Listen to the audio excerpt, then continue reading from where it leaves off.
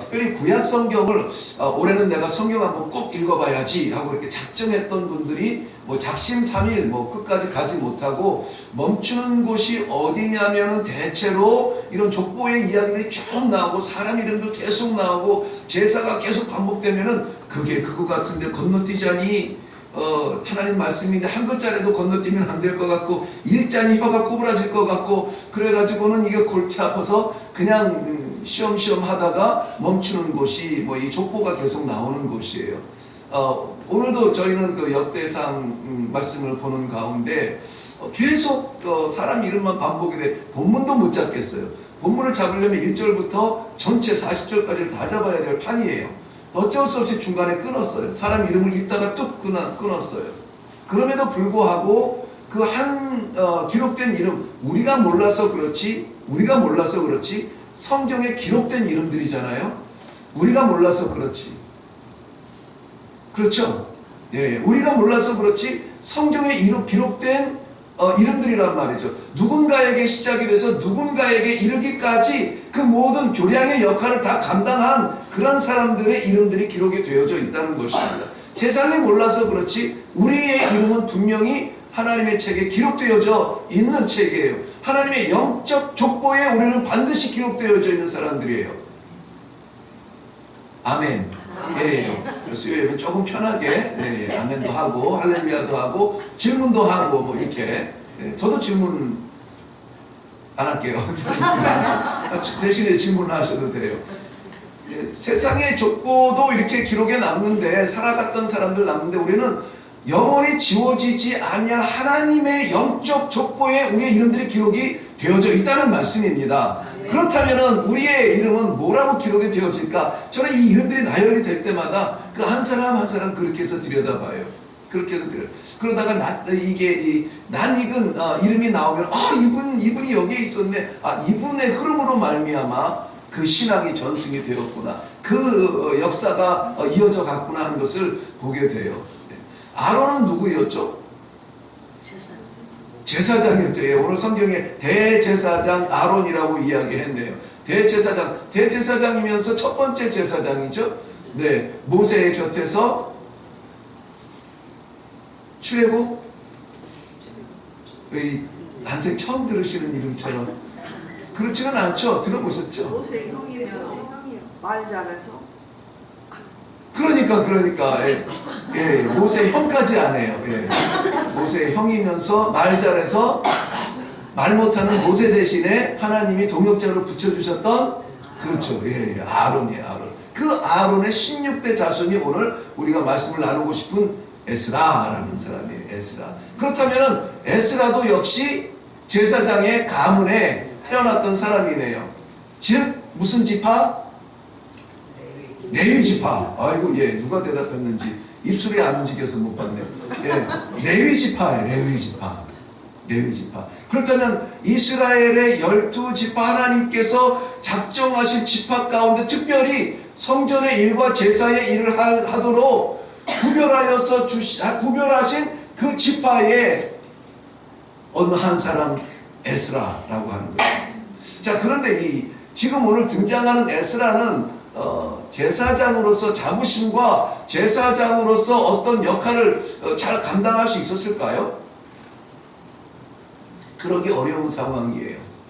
붙들지 않으면 안 되는 상황이에요. 왜냐하면 지금 이 에스라는 그 이스라엘 레위 지파이지만은 이스라엘 땅에서 태어나지 못한 사람이에요. 바벨론에 의해서 포로로 끌려간 다음에 예루살렘 이스라엘이 다 멸망한 다음에 남유다가 다 무너진 다음에 바벨론에서 태어난 사람이에요. 그 땅에서 태어나자마자 자기는 아무런 잘못도 없이 다른 나라의 종으로 살아가는 사람이에요. 머슴으로 살아가요. 노예로 살아가는 사람. 물론 그 바사 왕국의 종교 정책에 의해서 포로로 끌고 왔으나 그 나라의 종교를 인정하며 제사드리게 가르치는 것은 가르치게 그렇게 정통성을 유지할 수 있도록 허락이 되어 있는 상황이지만 나라가 없는데 지도자가 없는데 왕이 없는데 그거 처음에야 붙들었겠지만 사람들은 이 바벨론에 끌려온 유대인들 히브리 민족은 두 종류로 나누어졌어요. 하나는 이제 뭐 나라도 없고 언제 돌아갈 수 있겠어? 완전히 이 같이 끌려온 이방의 이웃들과 더불어서 자기의 소망을 포기하고 그들과 함께 하나가 되어버린, 그야말로 그 이방의 문화와 이방의 종교와 이방의 풍습에, 이방의 정책에 흡수된 사람들이에요. 흡수된 사람들. 모양은 비슷하게 유대인을 가지고 있지만은 정체성은 유대인인 것을 찾아볼 수 없는 사람들, 이방인과 섞여 있는 사람들이에요. 밖에서 보면은 누가 누군지 몰라요. 이스라엘 사람인지 하나님의 백성인지 유대인인지 몰라요. 그런데 또 한 부류는 그럴 때일수록 더욱더 우리가 정체성을 붙들고 우리의 자식들을 가르치고 더 열심히 우리가 공부하고 더 열심히 제사드리고 더 열심히 우리가 모여야 되겠다, 뭉쳐야 되겠다. 그래서 시나고그 회당이라고 하는 곳으로 저들이 모여가지고 항상 하나님의 율법과 말씀을 가르치는, 그리고 그 사람들은 열심히 독립군처럼 나라의 회복을 위해서 언젠간 돌아갈 그 날을 기다리면서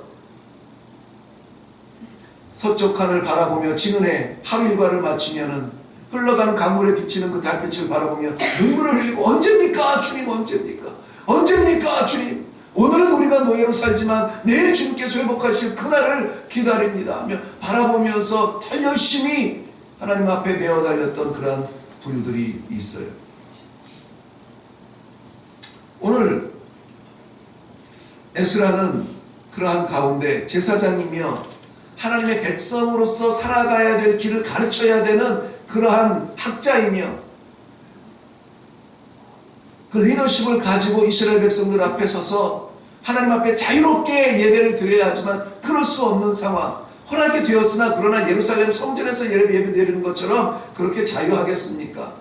이스라엘 사람들에게는 숫자와 장소와 이름에 대한 그러한 이 간직하는 마음이 달라요. 그냥 우리는 부산하면 부산 저기 있는 거 그렇게 생각하지만 그 사람들이 만약에 부산하면 그 부산은 어떻게 생겼으며 그 부산에서는 누가 났으며 부산의 역할은 무엇이며 이런 것들을 다 따지는 그러한 풍습들이 있기 때문에 오늘 다 그런 것까지 다루지는 못하지만은 예루살렘이라고 하는 다윗성이라고 하는 시온성이라고 하는 그러한 장소에 대한 그리움이 있단 말이죠. 장소에 대한 그리움. 요즘은 좀 어떤지 모르겠습니다만은 여전히 그러는 분들이 계시는 줄로 있을 줄로 압니다. 명절 때만 되면은 이 판문점 자유의 집 거기에 올라가서 북녘하늘 바라보면서 그리워하시는 어르신들이 계시잖아요. 살아서 갈 수 있을까, 갈 수 있을까, 그것만 몇십 년 하다가 돌아가신 분도 계시고 오늘도 그 자리에 서면 눈물을 흘리시는 분들이 계시잖아요. 명절 때만 되면은 아이고 우리 순자가 살았을까. 순자가 죄송. 그냥 툭 튀어나온 이름이 왜. 그렇죠. 항상 입에 있는 이름이니까. 아이고 우리 저 막내 태연이는 살아있을까. 그 북녘하늘 바라보면서 그 송편, 예수 믿지 않는 사람은 거기다가 송편 올려놓고 향 피우고 또 그냥 살아있기만을 간절히 바라면서 하는 그 애틋한 마음이 있잖아요. 우리 한국 사람이어서가 아니라 유대인들도 똑같단 말이죠. 우리는 그나마 이렇게 거리나 가깝죠. 나중에 살펴보겠습니다만은 그 먼 거리 바라보면서 하루 일과를 마치면은 눈물을 흘리면서 돌아갈 예루살렘을 사모하는 마음으로 간절하게 기도하던 그런 가운데 얼마나 그 마음이 절절하겠어요. 그런데 오늘 6절 가서 보면은요, 우리가 염려하던 것보다는 전혀 다른 현상이 나와요. 6절 에스라의 모습인데요. 이 에스라가 바벨론에서 올라왔으니 그는 이스라엘의 하나님 여호와께서 주신 모세의 율법에 익숙한 학자로서, 여기서부터 중요합니다. 그의 하나님 여호와의 도우심을 입음으로 왕에게 구하는 것은 다 받는 자이더니 라고 했습니다. 왕에게 구하는 것은 다 받는데요. 지금 여기가 어디냐면은 돌아온 예루살렘, 바벨론으로부터 올라왔다라고 하는 그 돌아왔다라고 하는 예루살렘의 이 에스라는 그 왕은 이 유대 왕이 아니라 바벨론의 왕이에요. 포로로 잡고 있는 그 바벨론의 왕 아닥사스다 왕에게 구하는 것은 다 받았대요. 완전 대반전 아니에요? 구하는 것마다 받았대요. 구하는 것마다 받았다. 오늘 그 말씀 나누는 제목이 뭐죠? 다 받는 자예요. 다 받는 자. 저는 평생을 오늘까지도 그렇습니다. 아니, 오늘 이 말씀을 대할 때까지만 해도 주는 자에 대한 복에 집중했어요. 주는 자가 복이 있다. 나는 말라도 주면은 하늘에 쌓인다. 이게 신앙의 제 정신이에요. 근데 오늘 이 에스라의 말씀을 묵상하면서 주는 자도 복되지만 받는 자의 복이 있구나. 왜? 받아야 주니까. 그렇죠. 받아야 주니까. 저는 나는 안 받아도 되고 그냥 하나님 이 사람 주세요 이렇게 연결만 해주는 역할로 생각을 했거든요. 그런데 이걸 보니까는 나도 받을 수 있구나. 나도 받고 있구나. 내가 받아야 줄 수 있구나. 받는 자의 복을 생각하게 되더라고요. 그런데 오늘 에스라는 전혀 그런 상황이 아니에요. 받을 수 있는 상황이 아닌데도 불구하고 왕에게, 이방의 왕에게, 통치자에게 구하는 것마다 어떻게 받아요? 다 받아야 돼요. 다. 이 놀라운 은혜입니다. 놀라운. 안 되는데 다 받았다는 거예요. 그럴 수 없는데 다 받았다는 거예요. 어떻게 도대체 그럴 수가 있다고 합니까? 그 바로 앞에 힌트가 있죠? 어떻게 해요? 그의 누구의? 하나님 여호와의 뭐로? 도우심을 이름으로. 그렇구나. 그러니까 그렇지. 하나님의 도우심이 있었기 때문에 안 되는 자리인데 구했더니 얻었구나. 안 되는데 구했더니 받았구나. 그것을 깨닫게 된 거예요. 너무나 상식적인 거죠. 하나님이 하시면 되는데, 안 될 때에도 손 벌리면 되는데, 문제는 뭡니까? 구하지 않는 게 문제죠. 구하지 않는 게 문제. 그래서 오늘 이 1절에서 10절, 좀 여러 곳을 왔다 갔다 할 거예요. 왔다 갔다 하면서 도대체 하나님이 도와주셔서 구하는 것마다 다 채워주셔야만 했던 에스라의 삶의 모습은 어떠했는가, 그것 좀 한번 들여다보고 우리도 그렇게 살아야 되겠다 기도하는 자리로 나아가려고 합니다. 에스라가 구하는 것은 크게는 세 가지예요. 하나는 지금 바벨론에 있지만은 예루살렘으로 돌아가게 해주십시오. 이 돌아갈 수 있도록 구한 거예요. 그 돌아가야 자신의 제사장의 역할을 감당하니까요. 예루살렘 성전에서. 두 번째는 돌아가서 우리가 그 사역을 감당해야 될 때에 필요한 재정들이 있잖아요. 지금 이 사람들은 노예 가운데 재정이 없어요. 일을 하는 모든 것들은 다 왕에게 돌아가는 거기 때문에 없어요. 그러니까 청구하는 재정들이 있을 거 아니에요. 가는 길에도 여정이 여비가 필요하고 가서도 새로 세워야 되는 것들도 있어야 되고 그런 모든 재정적 구함이 있습니다. 그것도 채워졌다는 거예요. 제사장이라고 해서 어느 날 갑자기 나타나가지고 자 이제 우리 새로운 질서가 생겼습니다 외친다고 해서 사람들이 줄줄줄 따르겠어요? 어떠한 정치적이며 종교적인 지도할 수 있는 그 권세도 이 왕에게 허락을 받아서 그렇게 내려갈 수 있었다는, 종교, 정치 모든 이 상황들을 이 왕에게 구할 때 하나님께서 그 왕의 마음을 움직여서 줄 수 있도록 했다는 것입니다. 자, 이제부터는 중요한 대목이에요. 도대체 에스라는 어떤 사람이었기에 구하는 것을 다 받았을까? 우리 성도들 가운데서도 구하는 것 다 받고 사시는 분들이 많으시죠. 근데 진짜 다 받고 사시는데 이 에스라와 그러면은 나와의 받는 것이 어떤 차이가 있을까? 보는 것도 재밌을 것 같아요. 7장 11절 말씀에 건너가서 보면은 11절 여호와의 계명의 말씀과 이스라엘에게 주신 율례학자요 그는 학자 겸 제사장인 에스라다 이렇게 얘기했어요. 에스라를 뭐라고 소개하냐면 학자 겸 제사장이라 소개하고 있습니다. 하나님께서 이스라엘에게 주신 그 율법에 대하여서 그는 연구하고 깨닫고 기도하고 그것을 붙잡고 나아갈 때에 백성들에게 가르칠 수 있을 만한 그런 학자가 되었다는 거예요. 학자가. 하나님을 알아야 돼요. 하나님을 알아야 돼요. 하나님도 우리에게 그것을 기대하세요. 우리에게 너희가 잘하는데 하나님을 아는 데까지 잘하도록 하나님께서는 기대하고 계신다고 그랬어요.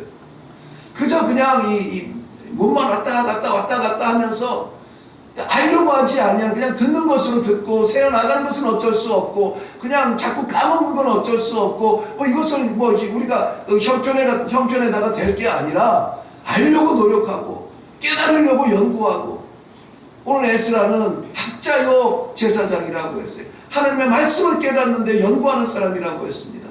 하나님을 아는 만큼 우리에게 얼마나 뜨거운 가슴이 생기겠어요. 아 맞아, 하나님이 그런 분이지. 아 맞아, 하나님께서 이렇게 하셨지. 알아야 돼요. 학자는 거저 얻어지는 지식만으로 될 수 있는 것이 아니에요. 깨달으려고 노력하고 애쓰고 시간을 투자하고 연구하고 이 말씀이 그런가 하여서 다시 한번 들여다보고 이러한 시간들을 통하여서 학자가 되어가는 거예요. 성경 박사가 되어가는 거예요. 마치 중세 시대처럼 성도들은 성경도 읽지도 못했던 그러한 시대가 아니라는 거예요. 지금 그러한 다크 에이지가 아니라는 거예요. 암흑의 시기가 아니에요. 지금 얼마든지 원하는 대로 성경책 집에 몇 권씩 다 있으시잖아요. 그거 상받치려고 있는 것도 아닌데 하나님께서 허락하신 말씀 우리는 깨닫기 위하여서 하나님의 말씀을 묵상하고 하나님의 말씀을 읽고 연구하고 공부하고 하나님을 아시기 바랍니다. 어떤 하나님인지 아시길 바라요. 두 번째는 7장 6절 말씀에 보면은 그는 바벨론에서 올라왔다라고 말해요. 올라왔다는 것은 돌아왔다는 얘기예요. 어디로 돌아왔냐면 예루살렘으로 돌아왔다는 것인데요. 예루살렘은 하나님의 성전을 이야기합니다. 하나님 앞으로 돌아왔다는 이야기예요. 우리는 지금 우리가 어디를 가나 우리의 마음속에 내주하여 주시는 하나님 때문에 시장에 가도 거기에도 계시는 하나님, 우리는 하나님 앞에서 하나님 안에서 살아가는 존재들입니다. 그런데 이 당시만 해도 이 지역적인 그러한 믿음, 지역적인 영역이 너무나 분명했어요. 그래서 예루살렘이 중요해요. 예루살렘 성전이 중요해요. 7장 13절 말씀에서도 예루살렘으로 올라갈 뜻이 있는 자는 누구든지 합류하도록 권고하고 있습니다. 예루살렘으로. 예루살렘이 어디라고요? 하나님의 성전. 성전으로 돌아가는 거예요. 하나님의 성전은 어떤 곳이냐면 하나님께서 존재하시는 곳이, 하나님 계시는 곳이라는 말이죠. 7장 28절 말씀에도 사람들에게 권고한 것은 나와 함께 올라가자. 나와 함께 올라갈 사람, 돌아갈 사람. 바벨론과 예루살렘은 이스라엘 백성들에게는 엄청난 차이가 있어요. 마치 세상과 하나님의 성전의 차이가 있어요. 나의 삶과 하나님의 삶의 차이가 있어요. 우리는 하나님께로 돌아가야 돼요. 하나님께로 돌아가야 돼요. 하나님을 향해야 돼요. 하나님마저도 그 전에야 하나님께서 낯빛을 서로 마주 보게 되면은 그 죄 가운데 보는 모든 이스라엘 백성들은 죽을 수밖에 없었지만은 하나님은 나는 내 낯을 너희에게 들기를 원하며 비추기를 원하며 복주기를 원한다. 우리가 서로 얼굴을 대하고 이야기하자. 우리가 등 돌리고 안 계신다고 말하고 있는 거예요. 등 돌리고 안 계신다고. 돌아서기만 하면은 거기에 계시는데 신앙의 자리로 돌아서고 신앙의 빛으로 돌아서고 하나님의 이름 앞으로 돌아서고 에스라는 하나님께로 돌아선 사람이었습니다. 8장 21절 말씀에 보면은 제가 읽어드리겠습니다. 8장 21절 이후에 그때에 내가 아하와 강가에서 금식을 선포하고 우리 하나님 앞에서 스스로 겸비하여 우리와 우리 어린아이와 우리 소유를 위하여 평탄한 길을 그에게 간구했다라고 말합니다. 그냥 이름표만 달고 있는 사람이 아니라 그는 금식하며 그 길이 약 1500km 1500km 정도 된다. 바벨론에서 예루살렘 돌아오는 그 길이 1500km래요. 그 길을 걸어오는데 4개월이 걸렸는데 첫째 달에 출발했는데 다섯째 달에 도착했다. 오늘 말씀 가운데 있었죠. 4개월 걸려서 그 광야길을 걸어서 이동해야 되는데 두렵지 않겠습니까? 답답하지 않겠어요? 어렵지 않겠어요? 아이들도 있는데 아내들도 있는데 어떻게 하겠어요? 수레를 준비하고 푹신한 신발을 준비하고 짧은 길을 어떻게 갈까? 어디는 물이 있을까? 지형을 준비하고 그것이 아니라 뭐 한대요? 금식하며 하나님 앞에 기도했다라고 하는 거예요. 기도했다. 하나님 앞에 기도하지 않을 수 없는 상황이었어요.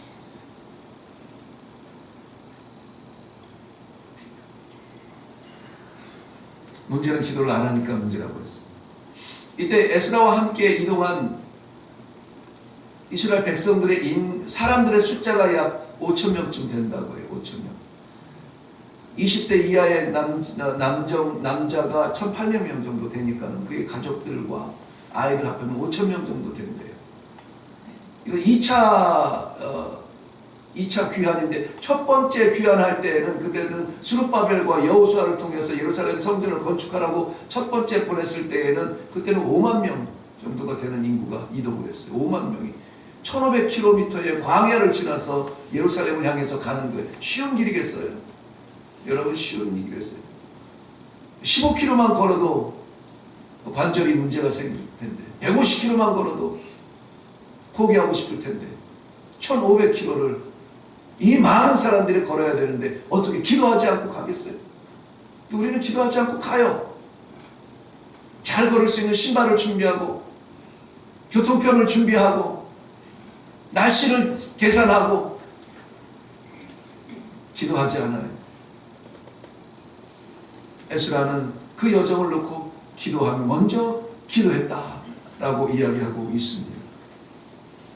에스라는 학자며 제사장이기 때문에 하나님의 율법과 말씀을 가르치는 일에 주저하지 않았습니다. 게으르지 않았습니다.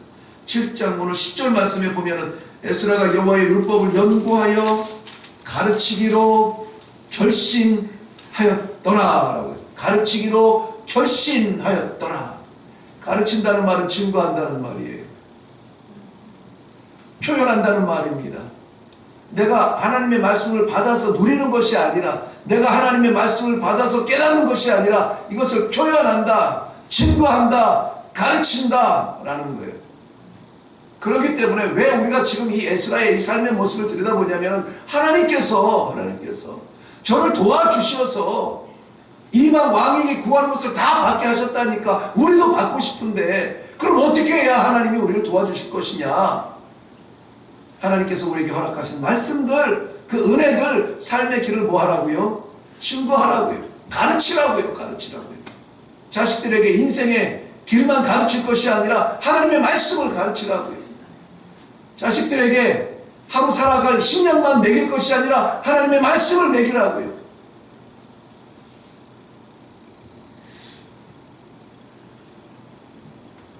(9장 5절부터 6절) 말씀 우리 한번 찾아가 보고 요거 읽고 끝낼게요. 이거 읽고 좀 두 개가 더 있는데 그냥 여기까지.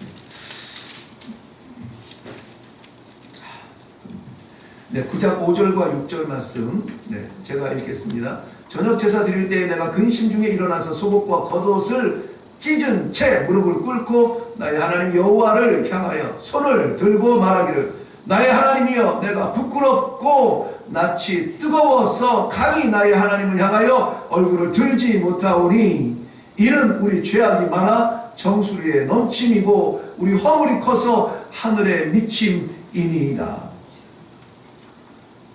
자, 이 말은 뭐예요? 우리가 하나님 앞에 서기에는 너무나 부끄럽습니다. 너무나 부끄러워요. 낯이 뜨거워서 갈 수가 없습니다. 그러니까 여기서 끝내겠다고요? 그 말씀이 아닌 거예요. 다시 일어나겠다는 거예요. 하나님 앞에 서겠다는 거예요. 이 신앙의 결단을 보여주고 있는 겁니다. 이것은 자기 혼자 개인의 결단에서 끝나지 않아요. 이 이스라엘 백성들 돌아와서 우리가 여기 이 땅에서 뭐하고 살아야 될지 암담한 그 백성들에게 종교적 개혁을 일으키는 말씀이 되어지고 있어요.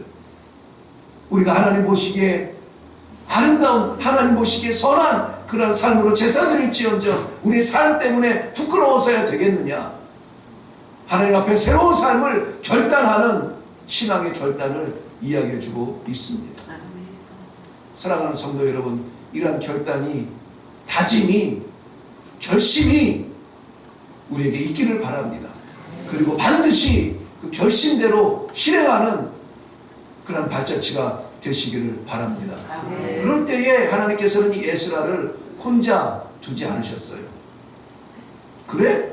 내가 한번 지켜볼게, 살아봐라 하고 이렇게 시험하지 않으셨어요. 그에게 반드시 돕는 동역자를 붙여주세요. 10장에 넘어가 보면은 스가냐라는 사람이 나오는데요. 10장 2절 말씀부터 보면은 스가냐가 일어나서 이렇게 말합니다. 이 에스라를 향하여서 일어나소서, 행하소서, 결단하신 것 그대로 지켜 나아가소서, 우리가 도우리니 힘써 행하소서. 힘써 행하소서. 소망의 동역자가 붙어요. 우리들에게도 이러한 믿음의 동역자, 소망의 동역자가 있기를 바랍니다. 소망의 동역자가 있는가 하면은 절망의 동역자도 있어요. 하나님께서 보내주시는 사람은 누굴까요? 소망의 동역자예요. 우리가 자격이 없는데도 소망의 동역자를 보내주세요. 우리는 약하지만, 우리는 부끄럽지만, 우리는 옷을, 겉옷과 속옷을 다 찢어야 될 상황이지만, 그러나 하나님의 은혜로 나아간다면 하나님께서 우리를 다시 세워주실 텐데, 일어나소서, 일어나야 돼요. 할 수 있어요. 함께해요. 소망의 동역자가 우리에게 있기를 바랍니다. 아니, 우리가 그런 소망의 동역자가 되어야 돼요. 우리 자신이 소망의 동역자가 되세요. 안 된다고, 끝이라고, 절망이라고, 부끄럽다고, 그만하자고, 뭐 소망이 있냐고, 절대 하나님께서 우리 입술에 담으실 만한 이야기들이 아니에요. 우리가 하나님의 이름으로 만났잖아요. 없는 가운데 있게 하시고, 죽은 가운데 살리게 하시고, 끊어진 가운데 구원의 구름다리 건너게 하시는 그런 하나님의 소망을 우리가 본다면 소망의 말로 서로를 세워줄 수 있기를 바라요. 두려워하는 사람에게 소망으로 세워주세요. 울고 있는 자에게 소망으로 세워주세요. 답답해하고 있는 자에게 소망으로 세워주세요. 이래교회는 이런 소망의 동역자들로 가득 찬 소망의 교회가 되기를 주님의 이름으로 축원합니다. 우리가 그 사람들이 기도하겠습니다. 늘 없어서 갈급하며 하나님 주세요 주세요